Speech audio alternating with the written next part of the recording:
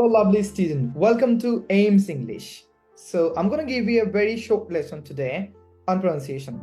So, let's listen to this. So, we are about there. Yes. স্ক্রিনে দেখতে পাচ্ছেন দুইটি শব্দ very confusing.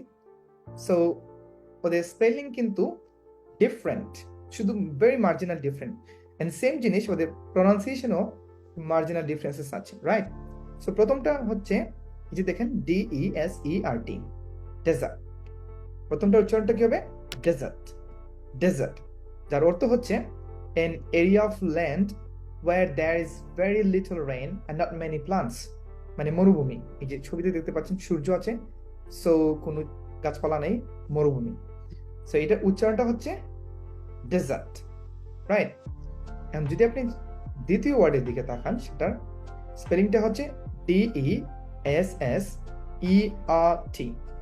which pronounce dessert. Repeat after me, dessert. So dessert মানে হচ্ছে sweet food eaten at the end of a meal. So অনেক সময় আমরা খাবারের পরে যে মিষ্টি জাতীয় খাবার খাই, এটাকে বলে কি? ডেজার্ট। সো এই যে আপনি ছবিতে দেখতে পাচ্ছেন একজন মহিলা, উনি একটা ছোট্ট প্লেটে নিয়ে কি মিষ্টি জাতীয় খাবার খাচ্ছেন, রাইট? সো বি কেয়ারফুল এই দুইটা শব্দ ব্যবহারের ক্ষেত্রে, কারণ আপনি যদি একটা রেস্টুরেন্টে গিয়ে খাবারের শেষে বলেন I want to have dessert, তখন সবাই আপনার দিকে এভাবে হা করে দেখাবে যে উনি কি মরুভূমি খেয়ে ফেলবেন নাকি। So be careful guys. And আমরা আবার একটু রিপিট করব।